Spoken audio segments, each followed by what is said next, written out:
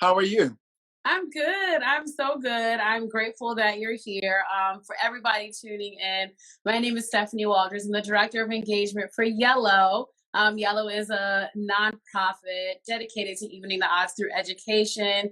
And I'm joined here by somebody whom I call a very good friend, Darryl Dwayne Walker, who is the coordinator of engagement for the Newark Museum of Art. Yes, yes, yes. Shout out to Newark Museum of Art. Yes. And shout out to Yellow for doing this. This is an amazing opportunity to be able to share a little bit about what we do and how we make those community connections in the space that we're.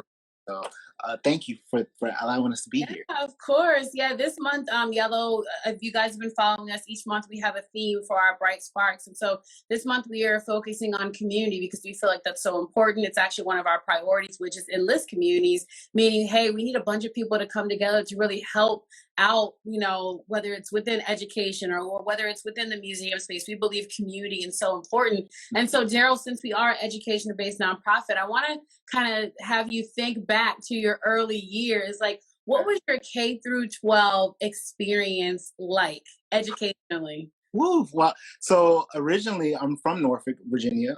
So shout out, I see Norfolk, Virginia in the chat. So shout out to Norfolk, Virginia. And growing up in our public education system, because I went to public school. Mhm. Um, Honestly, I will have to say Virginia does have one of the better public education systems. Especially comparable to some of the cities that I've lived in since I've graduated college, and even during college. And I say that to say that my personal experience was an interesting one because I had those educators who fought for me, right? Yeah. Um, I also encountered even in the best of circumstances, we have great educators and a great school system. You still have those who would be in power who don't want to empower, little young people of color, and they sort of write us off as what's the word I'm looking for? Not essential, or they don't want to really help us to invest in our future. So I really have to shout my mom out in this because there were a few instances as I was going to school where my mom had to advocate for me, and I'm so grateful that she was there to do that because I think we do take for granted those mothers, especially mothers of color, who have to go and advocate for their children in the school public system because, unfortunately, this due to systematic racism, a lot of the stacks are based. A lot of the odds are stacked against you. Yeah. Win. You can win if you choose to win. Well, and the fact that you had a mom who would advocate for you, Darryl, I had a similar situation. I remember being in school, and a couple of times I would get in trouble in school. My parents would go up to school like, what's wrong? They're like, well, she's talking like this. She's done with her work. Give her more work to do. I mean, I don't think she's not causing an issue, but yes, having parents who can really advocate for you instead of labeling you as non-essential or remedial, or they have ADHD and they're a disruption, and really Right. figure out what is actually going on. I'm glad you said I have an interesting story. So there was an instance, for example, I was in grade school, and so I had to be like first grade. No, I take that back, third grade. And it's my third grade teacher. I'm not going to say her name, but was my mom essentially that I needed to be in remedial classes because I wasn't able to keep up with the class. Now, mind you, my mom had tested me early to get into school because my birthday fell like later in the. Mhm. We have a late birthday to try to get you to start school a whole year later than what you should. And so tested early, like was always on honor roll up until that point. And so ultimately what we discovered was that I needed glasses, right? Mhm. Fix. I needed glasses. I couldn't see the board. But as a third grader who was first experiencing, vision issues, I didn't know how to articulate that. I didn't know to say that that was the thing. I didn't know how to advocate for myself. And what my mom did was after we got me glasses, she put me into a reading program. And this is a reading program. I don't know if Miss Quall still exists in Norfolk, Virginia, but Miss Qualls, she had a Sound Way to Easy reading program that got me up to par and got me back on honor roll. And we also found through that program that I was the type of learner where I was a multiple entry learner. So Yeah. better through sound, visual, and actually working through the actual work. What some people are just, rhythmic. They look at a book and just, Mhm. based off of phonetics. I say all that to say I proved that teacher wrong, and my mom ended up getting her victory in the end as she looked at that educator and essentially said, had I went with what you were saying, my child's educational experience would have been thwarted at third grade. Yeah. And think about that. Oh my gosh, you bring up such a good point where the type of learning style that you need. And so with Yellow, like we're in the process of announcing some awesome things coming soon. Yeah. But even the odd statement, right? Like for you, who's a learner who learns with like visual and seeing things and actually tangible, whether it's sensory, I'm kind of similar versus those who might be learning better from a book Yeah. or from doing their word problems. There needs to be some sort of accountability in the classroom in terms of, okay, I can't teach the same way to every child because Yeah. they need the help in their own way. Absolutely. This is why I think that cultural spaces like the museum matter so much, right? Yeah. We matter because we are able to bring those that lens to the education space, right? We're able to use visual arts and the history of that visual art item, and then the activity of doing to be able to have our scholars who come visit the museum to be better equipped at understanding the history of world, right? And not only that, understanding the diverse cultures that exist within it. And I think that that's really the big driving home of cultural spaces like the Newark Museum of Art and most cultural institutions. I love that, and I wanna actually talk about your role at the Newark Museum because the pieces of your life that have fallen together to lead you to where you are. Like, can you kind of give the people a little bit of background because you didn't start off in the education space, and At all. that's At how like you're here now. Yeah, like okay, so my background is very interesting. You would think like I have had people joke and say, "You've done what life haven't you lived?" Right? Because my background and my background is the furthest thing from education and from the museum world in general. But all of the things that I did leading up to the point to where I got at the museum informed what I do now, right? So my background, I started off as a performing artist. Like that's what I did. Dance was my life. I mean, to the point where I toured with R&B artist Monica. Well, I don't doubt Monica's on this chat, so but still shout her out. But R&B legend Monica. I got the opportunity to work with actress from HBO's Lovecraft, Ingenue Ellis choreographed for her. I got to work with R&B singer Tank. I did, I was my thought process was I'm going to work in performing arts. I'm going to do music, and that was my life, right? And as that, and it started in college, so I got these opportunities while in college, and then I was actually going to school for fashion marketing. Go figure, right? So again, two different spectrums. Yeah. So as I came out of school, I was still performing. Still, working in film and theater. However, I knew I wanted to make that transition to move to New York, and I was like, I got to get to a city where there's a heavy art base because this commuting back and forth is not going to work. And so, in me basically letting go of all of my mini jobs I had while being an artist in Virginia, traveling back and forth to DC, traveling back and forth to Virginia, and I mean not Virginia, but to New York and Atlanta to book work as a performing artist. I ended up making that move to New Jersey. I wanted to move into the city right away, but we all know if you've ever been to the city, it's super. And you learn quick, like those New York dreams, like okay, maybe dial it back just a little. So I ended up moving to Jersey, which is, I'm within a 15-minute train ride from Manhattan, from the city. And moving to Jersey, I needed work. I was an artist and I needed work. And so I saw there was an opening at the museum. And the catch 22 with this is I applied for a security job at the museum. So shout out to HR at the museum for looking at my resume and, More.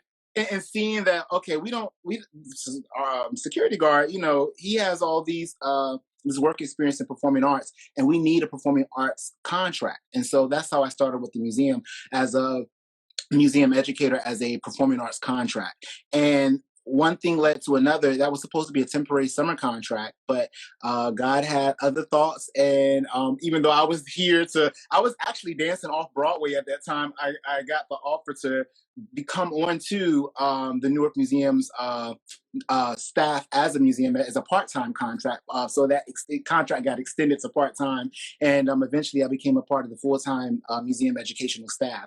So some people will say, do I feel like I missed out because I came here for one thing and ended up doing something totally different? But growing up, my mom and my family have always said, you should be a teacher. You're going to be an educator. They were saying this. They saw it in me before I did. Yeah. And I realized that I really have a heart for the people. So no matter whether I was on the Broadway stage performing or in a movie theater doing whatever I was doing as an actor, I knew that I was going to use that platform as a platform to be able to inform and to hopefully impress upon the next generation to push forward and to further evolve their dreams. Well, and with your position, I mean, community engagement, I mean, all of your skills have transitioned into what you do now. So talk about a little bit about the level of community that you have to build around the museum. I know a lot of times we think, oh, we're just popping in a museum. I'm going to look around, look at the art, look at the sculptures. Oh, that's nice. Take my picture. But talk about like the work that goes into building a museum community. So people, I think when you think community engagement, people think like kind of like when they think of a promoter, like, oh, it's a party the whole time. You're just, going from one party to the next. But when I love community, but it's a lot of work. It is not an easy thing, and I'm sure you know this working as the community engagement manager or at Yellow, that you have to sell the thing you're working, the people you're working for, to not only community partners, but to the community at large, and they have to buy into it. And when you are dealing with a community that has been maybe not serviced the most adequately, right? They already have this wall up. They already have seen people like you do the same song and dance, and so you have to really figure out, how do I connect with or engage with this community or that they understand that our intentions are coming from a sincere, and that fully understand that we can't thrive unless we understand that we're helping or supporting you in your vision to thrive, and that is only by working together that we both are able to shine, and allow or create a platform where all people are feeling like they're being invested in. Yes. I think that that's the most challenging part about working in the community. And I love my people, but like, we're not easy to sell to because we've been sold a lot of sham stories along our history says that. You can look at our history, and we've been sold a lot of things that don't necessarily align, or not, that have not always been there for our betterment. So I really feel that it's important for me, especially being a person of color, working with a community that's predominantly of color. So shout out to the city of Newark. I need to not only be able to create something that they buy into, but I have to believe what I'm selling. And if I didn't believe in what the museum's mission was, I couldn't stand here or in any space for that fact and advocate and try to forge these partnerships with local communities. Right. What are some of the events that you've put on maybe throughout the years in a way to actually connect with community? Because that connection piece is key. So you just can't throw a gala for the $1,000 tickets and say, hey, come see our museum. Like, there's levels to this. So talk about like those actual activities and building those connections in the community. You're absolutely right. A lot of people think that museums are like the Met Gala, right? And while we do have galas, let's also be very transparent and clear. We do have galas, but just like the Met Gala, those are fundraisers, right? Those are ways that the museum is able to get the big fish on the line to be able to put and pour money into our cultural space, right? However, there are other initiatives that we do, and a few that I've been in charge of since we've cultivated this position for community coordinator at the Newark Museum of Art. We've had a few things that we've launched that we hope will continue to build those bridges and inroads with the community. For example, we have this one program called the Studio Snapshot, which is basically a video snapshot of local artists. One of the big issues that once I got into this position, I came to the realization that I had to go out and talk to Newarkers, and Newarkers are like, the museum don't know us. They don't recognize us as artists. We're creating this art. We're doing all these amazing things, but they don't even see us, right? And so I, upon hearing that, had to take that back to my museum and be like, look, Newark Museum of Art, I love us, but this is what the community's view is of us, and we need to shift that. And so in our effort to do that, the snapshot videos were created to, again, spotlight those local artists who may not be on the world stage as of yet, but they are emerging artists that have something to say. Another cool thing we do is we partner with the Newark Arts Festival, and that's all about local artists and local Newark artists. And we make sure that we support them in their efforts to, again, work with Newark faces and Newark people to show that we are here for the people. Not to mention, we have a lot of other cool things like our field trips and our public programs and public school programs. We partner with a lot of the schools and local colleges within the area to promote different things from our. We used to do this thing called Art After Dark, which was about, the young 20-somethings, 30-something audience, where we created these really cool adult experiences for them to engage in. But we also had school programs like our community days, which were for everyone. That's for, as young as preschool, as grown up, as grandparents. We wanted to make sure that we cultivated a space where everybody felt like there was something for them. And being that we're an art and science museum, which I want to underscore that because that's something I don't find often, right? Those two things put together, it's important that we show or that we're reflective of the museum's collection in a way that we show that we have offerings for both sides, especially if we're thinking about how children learn, right? I got interested in science because I found there's a very steep connection between science and art. And I didn't know that to college. I didn't know how much science informed art and how those things could benefit one another, and understanding those two things could benefit one another, especially when I took that knowledge and then brought that to what I did with the dance world. And now I'm bringing it to the museum world. So, those things really, really do matter. Wow, you all do a lot. I think I've only been to the museum once, but I didn't get a chance to actually peruse around. But I know just from looking at y'all's like Instagram and the things that you all do, the exhibits are beautiful. And so, how does it make you feel knowing that like the people that you're coming in constant contact with, and obviously pre-COVID, I know we're starting to trickle back in, but how does it make you feel knowing that literally that museum space is such a transient area and such a cultural opportunity for you to not only be giving information to other people, but they're giving information to you, because how I might look at a piece and how you might look at a piece is two different experiences. So tell me how that makes you feel. I actually find that very rewarding. So before I became the coordinator of community engagement, I was a museum educator, right? And as an educator, your goal in life is to inform. You want to share all this vast amount of knowledge you have about whatever topic it is that that you're schooled in. And I say all that to say that, when I first got to the museum, remember I'm coming from a dance background. So I had to study. I had to get in, had to hit the books, really get into this art. Luckily my art, because I went to school, and this is where I have to shout out my mom again. My mom was like, you can't dance forever. You might break a leg, you might hurt yourself, you might injure yourself. So go to college and, get a degree. Try to find something in the art field so that way it can transition to something. Right. Maybe she's a little prophetic in that, that you are able to be able to have some school background to be able to help inform what it is you may do as later in your career. And so I had to tap into that. Luckily, as a fashion marketing major, fashion history and art history were two of the biggest courses that I had to take while in college. So that did help prepare me for what I had to. Yeah, I had the foundation. The foundation was there because. And fashion, again, people don't realize how interconnected a lot of these things are. Fashion designers, they study history in order to be able to figure out, what's the next big thing in fashion. Fashion repeats every 10 years. That's the thing. And most people aren't aware of that, but you have to figure out what to flip if you want it to be successful or to thrive. But getting back to the museum, like working as a museum educator, I ultimately found that one thing, one of the many experiences I had at the museum was how in awe people were when they came to our space, right?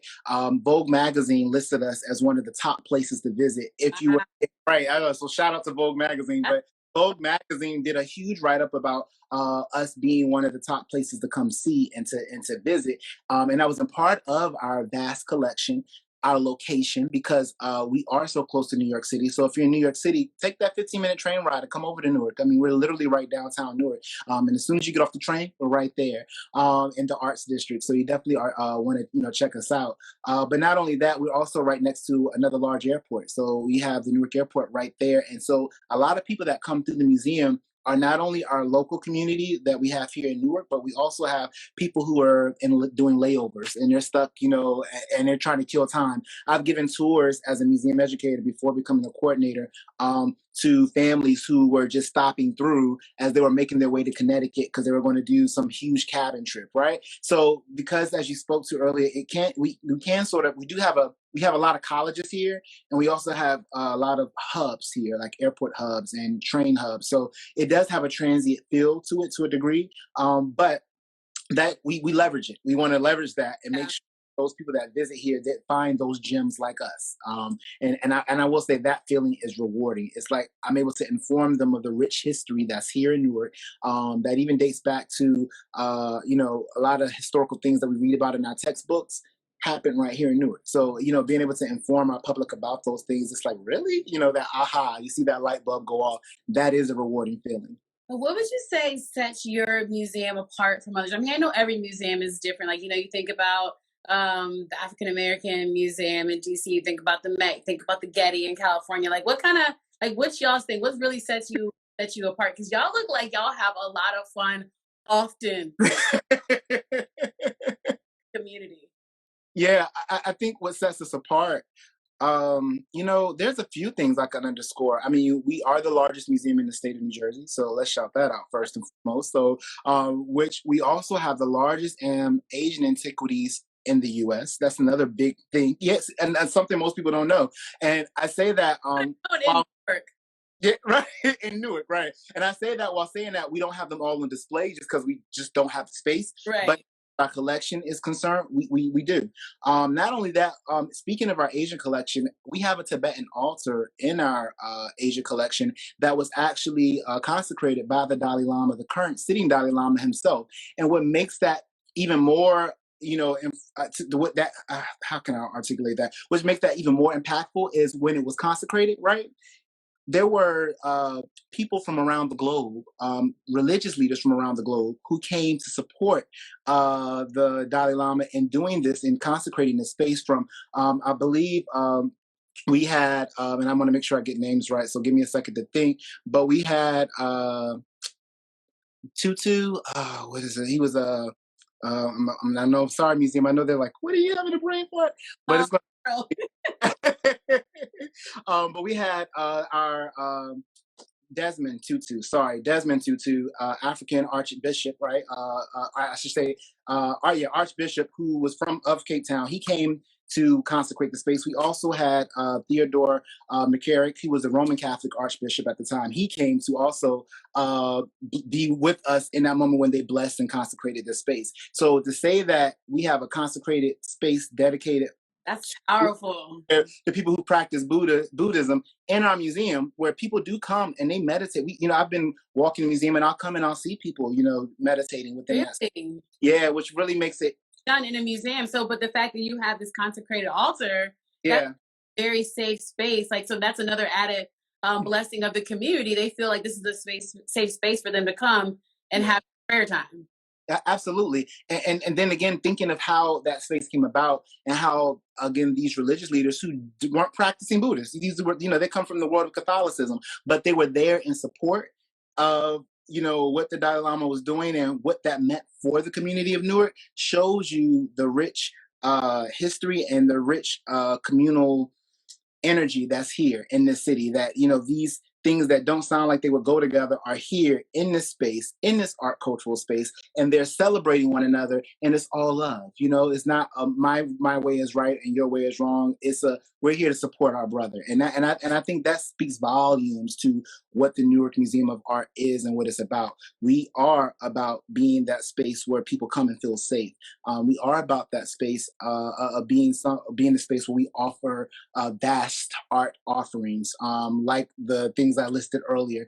We are a space where children can come and, learn about the rich history in Newark, but not only Newark, but global history. I mean, we have an extensive collection of Africa, artwork from Africa, from our contemporary American art collection. We have, again, I spoke to the mass collection in our Asian antiquities. So we have a lot of things that we offer. And I just want to make sure that when people leave the Newark Museum of Art, they feel like there's so much more to come back to explore. Like it's not a one trip deal. Like you want to come back and you want to experience other things in this space. How important do you think like museums are and or were during last year? I mean, everybody had to transition. So when you think about a museum, it's a place you have to go into to see these artifacts, like it kind of shifted y'all's whole way of getting historical information out there. So how important was that to you all to still push this information out, even though nobody could come to you? When I say that the pandemic was a challenge, it was definitely a challenge. One thing I can say is that I have to applaud my peers and my director. I have to definitely shout out Linda Harrison. She was like, "Look, we're going to figure this thing out. The pandemic is unfortunate, but we know that you know art matters, and still creating that sense of community, whether it's virtual or in person, that matters." And so we quickly had to pivot. We had to figure out ways that allowed us to be able to bring our collection, our beautiful collection, to the public. And virtually, I like to say we figured it out through a lot of our cool virtual program offerings, and we made it to where it was easily accessible, right? Right. And I think there's a certain joy that we carry in that, knowing that we were able to, despite the pandemic, we were still able to thrive as a museum in regards to reaching our not only our local community, but we actually reached across the globe. We were doing partnerships with museums across overseas in our virtual programs. We were doing art talks and art Olympics with this cool thing called Art Olympics, where we actually battled other museums in their competitions, right? And we sort of, turned it into a fun game where we sort of charged our battles with what different things we have from one collection to the other. Yeah. Really feel like it takes innovation and it takes innovative thinking to be able to work around an unfortunate thing like the pandemic. And I have to give ourselves a pat on the back. I know we're all still like reeling from a lot of the losses we had this year, but we also should, and this is something I'm learning in self-care, we also should applaud the successes. And in that, I want to definitely applaud the museum and how we were able to pivot and shift our educational programs to make them virtual. And I'm hoping we're reaching a new audience. Like I said, we were working across in other continents, and I think that did help extend our reach, even though it was such a tragic thing that caused that to take place. The reason behind a sort of a blessing, because you are able to reach this broader audience. And I think about art and culture as like kind of an escape for people. Like, the museum might be somebody's happy place or safe space from whatever is going on. And so, Darryl, like, what would you say community means to you personally? Ooh, now that's a really good question, and it's personal. So this is all me. Okay. Oh, I mean, I'm from the South originally, right? And in the South, growing up Southern, community, that whole saying that it takes a village to raise a child, right? That's the community that I grew up in. I'm an 80s baby. And in the 80s, your community did look after you, not to say that that's not happening now. But exactly. It's very different because so many people are living their lives through social media. And unfortunately, I don't say so many, but there are quite a few families who allow media outlets to raise their children, and doing that, the community's role in the stewardship of that child isn't as strong as it was when we were when we were coming up. Not to say that there aren't communities that have that, but I will say for me, community is a really, really big deal. Like, I know whenever I come back home, like seeing the people I went to church with, and the people I went to high school with, who I'm still connected, for those who I'm still connected with, like, those things matter. And those relationships did help prepare me for my adult life, and not only that, there's a certain like pride, right, that you have in community. I know when I look at artists from the Virginia area, from the 757, when I look at a Missy Elliott, never met Missy Elliott in my life, right? But because I know she's from the same town as or the same city that, not city, let me rephrase that, from the same area that I'm from. She's from the 757. She's Portsmouth, I'm Norfolk, but love the Portsmouth. But but like we're seeing Pharrell, who started this great initiative. Being from Virginia, the 757 area, like you feel connected and invested in them, just like I'm sure a lot of the Newarkers that I work with feel just as invested in artists like a SZA or like Whitney Houston, and or like even visual artists like Bisa Butler. These artists who are making these waves in current pop culture and taking stands and using their talents to do that. So community, is so much deeper than just the surface word. The word gets tossed around a lot, but there's a pride and joy. Like I know when I first got to Newark, one of the inside jokes, because I worked with a lot of public schools initially as an artist. I took gigs where I could get them. And working with the public schools, performing arts contract, I was doing work in some of the schools in the South Ward, and one of the of Newark, and one of the inside jokes the kids used to be like, "Mr. D, if you don't know about the number streets, you better recognize, And they were like informing me and educating me about what does the word number streets mean, and how the number streets we have a community, right? We're representing a portion of Newark that you got to be from here to know what it's about. And those experiences, help to better inform me of what I need to do as a community coordinator for the museum and just how to maneuver in the Newark community in general. So thank you all those students at George Washington Carver. Love y'all. Mr. D. Darryl, if you could change one thing about education and maybe within like the art space of education, what would you change? Like if there were no constraints, like money wasn't an issue, time, resources, what would you change or what would you add to? Oh, you just have all these great questions. That is that is a really good question. I say that because if there were no constraints, I feel like there are some things that they just don't teach you in school that need to happen, right? And I think that arts can be a vehicle for that. I feel like the performing arts, the visual arts, helped me in a lot of ways of teaching me discipline, kind of like what sports does, right, for athletes.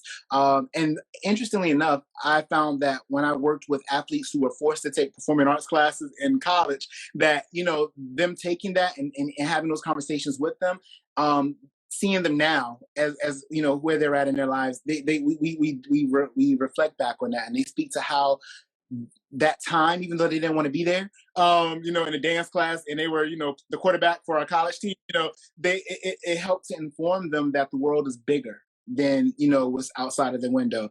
The art world is really endless when it comes to creativity and possibility. I think if your lane is science, like having that artist experience allows you to think in such an innovative way where you take what you love, which may be science, right? And you're able to take that and flip it into something totally new because you're looking at it from a lens as an artist, right? Which you may not have looked at it before this painting class you were forced to take to fill your requirements for college. So I feel like if there were no constraints, that all schools should have access to performing arts programs, right? Public and private, that all schools should have not only access to performing arts, but visual art programs. We don't invest enough in those programs. And unfortunately, a lot of schools, because of budgets, they cut. Those are the first things to get. And I look back at even the university I went to, like at the time, I'm an HBCU grad, so shout out to Norfolk State University.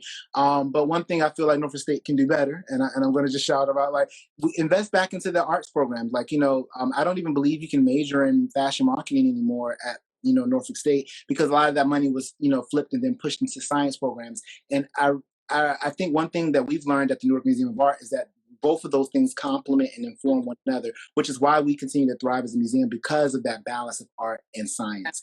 So yeah, that would be my response. No, I agree with you, and I feel like a lot of these things are funding issues because a lot of money is going into like these science and STEM fields, because those are right now the most needed in terms of career fields, and especially when you think about an HBCU and like Black and brown students being able to come out of school with a job. Like I majored in broadcast journalism. Of course, my parents are, you're not going to get a job out of college. Fortunately, I did, but I would have better chances if I majored in marine biology or something. I think a lot of that money is being split to where the jobs are for real. And I think that's something you said there in that moment, that we have a bad habit of thinking about money. What's the easy profit, right? And the arts field isn't necessarily an easy profit field. Yeah. However, it doesn't mean that there isn't revenue streams out there for you to tap into.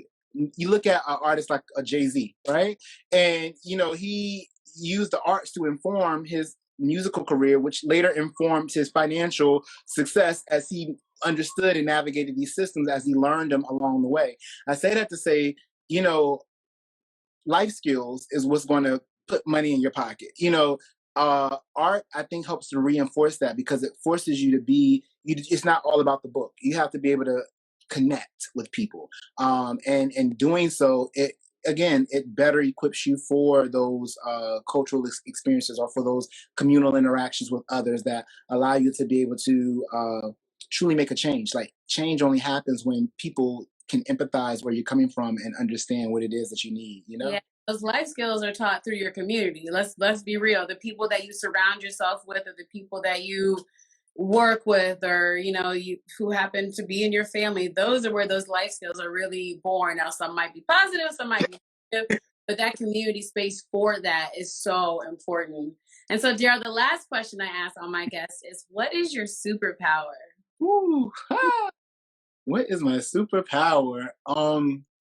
That is a great question. I think I kind of got two, right? And I don't know, like, so I think I kind of have two superpowers. And I say my first superpower would be innovation. Like, I truly am one of those people where when I'm in the meeting at the museum and I'm like, we should go to the moon. And they're looking at me like, what? And I'm like, no, listen, hear me out. Like, if we do A and B and C, and I like to think out of the box. I like to take something, flip it on its head, and then once I realize that maybe that goal is a little too lofty, maybe the moon is a little too lofty, maybe instead of going to the moon, we can bring the moon to the people, right?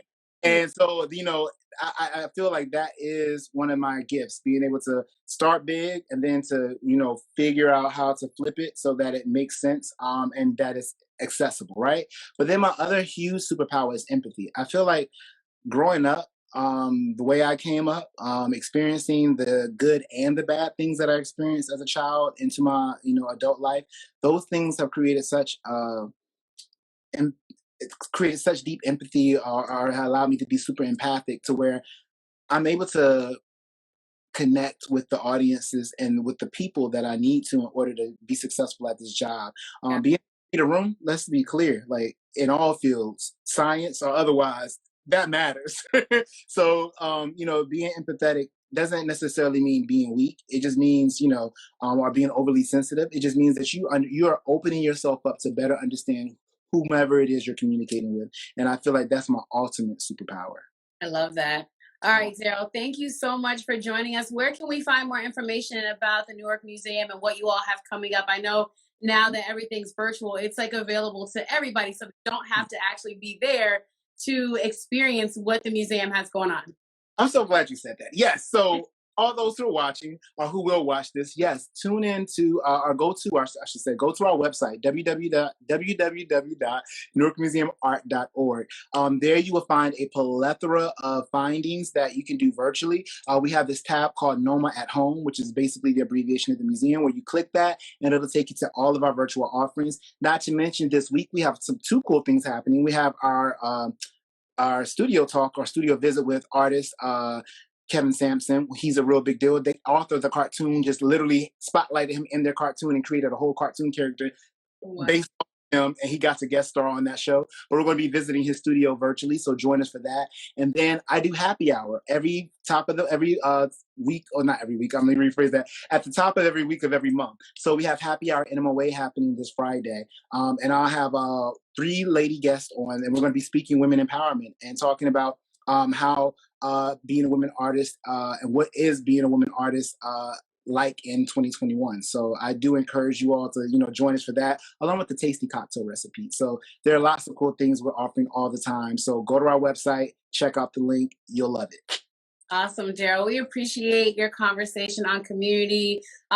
Congratulations to you and kudos for what you're doing for the community up there. And we know, like, for everybody watching, make sure you continue to pour into your community. It's so important, especially now, more than ever, to have just good people around you to lift you up, whether you're in the educational space, whether you're in whatever field it is. And I definitely want to give a shout out to our teachers too. It is Teacher Appreciation Week. So that's a whole nother community in itself. So Darryl, again, thank you. Everybody, thanks for tuning in. You can find more information about Yellow at teamyellow.org, and we will see you next time. Thanks, Darryl. For having me. Bye, guys. Bye.